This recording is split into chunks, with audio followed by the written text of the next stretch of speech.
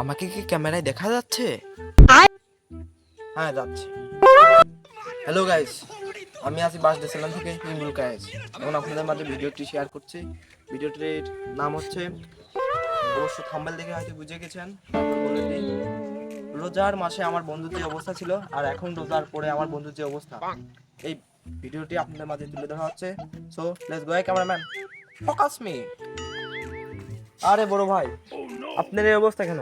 আপনি বলে রোজার মাসে খুব শান্তশিষ্ট একজন ভালো মানুষ ছিলেন, তো আপনার এখন এই অবস্থা কেন? বিস্তারিত আমাদের দর্শক জানতে চাই, এই জন্য আপনার কাছে আসা। আপনি বলুন।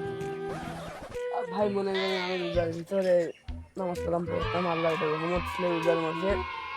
সেই রোজার মাসে আমি দায়িত্বটা পালন করেছি। বর্তমানে আমি এখন এইভাবেই চলাফেরা করি। রোজার আগেও আমি যেভাবে চলাফেরা করতাম এখন সেভাবেই চলাফেরা করি। না না, আপনি রোজার মাসে বলে শুনলাম 5 ওয়াক্ত নামাজ কালাম করতেন, আর এখন এই ড্রেস আপ, এই ভিন্ন রূপ, তো এটা তো দর্শক মেনে নিতে পারছে না। আর আপনি বলে খুব একটা বড় ইউটিউব চ্যানেল ছিল, শুনলাম ব্যান্ড হয়ে গেছে বলে। আপনি তো রোজা রমজান মাসে এক কথায় ট্রেন্ডিং কামাতেন, আর এখন আপনার এই অবস্থা কেন? আপনার এই ছাত্রী হওয়ার মূল উদ্দেশ্যটা কি? আরে ভাই বলবেন না আর ওই কথা। আপনি হচ্ছে আমি রোজার মাসে 5 ওয়াক্ত নামাজ কালাম পড়তাম, এটা আপনার কাছে করেছে, সঠিক কথাই বলেছে। আচ্ছা ভাই, আপনি অত কথা বাদ দেন। আপনার পূর্বে যেটা ঘটেছিল ওইটাই আগে আমার অডিয়েন্সকে ক্লিয়ার করেন, পরেরটা পরে শুনুন। ভাই আমার একটা বড় একটা টিকটক আইডি আছে। এই টিকটক আইডিতে সাবস্ক্রাইবার 2 মিলিয়ন, বুঝছেন ভাই? আমি একটা বড় একটা ফ্যান। টিকটকে ভাই সাবস্ক্রাইবও হয়, আগে জানতাম না। আসলে ভালো লোকে ইন্টারভিউ নিতে আসি তো, টিকটকার মাথায় ব্রেনের টাকা। তা ভাই আপনি এত সেলিব্রিটি, এত ফ্যান ফলোয়ার বলে, তার টেবিল ফ্যান না সিলিং ফ্যান না খাসি ফ্যান কোন দি?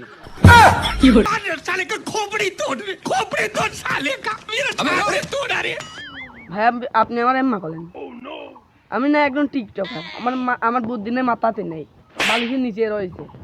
বালিশের নিচে আমি শাড়ি ধোয়া আছি। হ্যাঁ, আচ্ছা ভাই, আপনি এত কথা বাদ দেন। রোজার মাসের যে ঘটনাটা হয়েছিল, চলেন আমরা আগে সেটি শুনি, তারপরে যাই ওয়ার্ডটা শোনালাম নাকি কম। এই যে ভাই এত সীমা পর আপনি লাইনে আইছেন। আচ্ছা শোনেন, শুনবেন যেহেতু আপনার কাজ করি। ছোট ভাই আসসালামু আলাইকুম। ওয়ালাইকুম সালাম ভাই। এই মাল খুবই পরিবর্তন, বিশ্বাস আসছে না। শরীর কেমন ভারী ভারী, বয়স আমার কুড়ি। তোবা আস্তাগফিরুল্লাহ। ভাই রমজান গেলে এইসব কথা করতে হয় না। আগে যেরকম ছিলাম বর্তমানের কথা কও তুমি। বর্তমানে একদম আমি আল্লাহর বলি। এ ভাই, তোর সাথে আমার কথা করার ইচ্ছা নেই, তুই কিন্তু সত্য।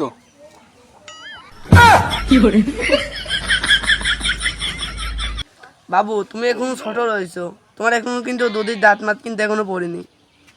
এত ছোটকালে তোমার নষ্ট হওয়ার দরকার নাই।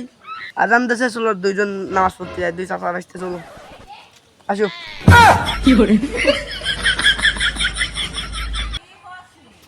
তাই তো ভাই, আপনার রমজান মাসে খুব ছিল, ভালো একটা সুনাম, ভালো একটা দিক ছিলেন।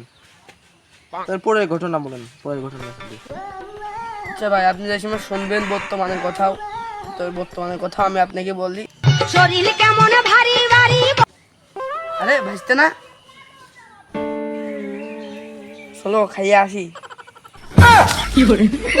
আরে চাচা, পরশু দিনে তুমি হেদায়ত দাইতে গেলে বললে যে নামাজ পড়তে যাতি, আর তুমি আজকে মাল খাতে যাতি করছো। চলো চলো।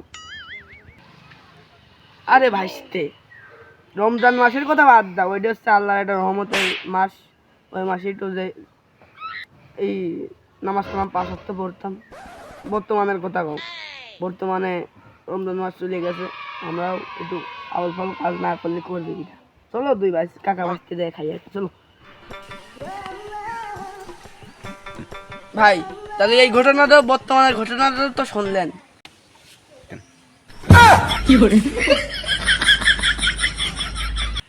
ভাই আপনার এত এত পরিবর্তন ভাবা যায়?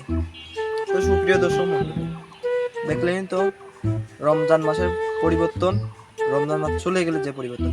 তো আপনারা সবসময় চেষ্টা করবেন রমজান মাসে যেভাবে চলাফেরা, রমজান থাকেন, নামাজ কালাম পড়েও সেভাবে চলাফেরার চেষ্টাই করবেন, আর মাদককে না বলবেন। ধন্যবাদ ভিডিওটি দেখার জন্য। আর যদি ভিডিওর মধ্যে কোনো ভুল ত্রুটি করে থাকে ক্ষমা দৃষ্টিতে দেখবেন। আর ভিডিওতে লাইক, সাবস্ক্রাইব এবং সাপোর্ট করবেন, ভালোবাসা দেবেন। ভালোবাসা আপনাদের মতো থাকবে। ধন্যবাদ।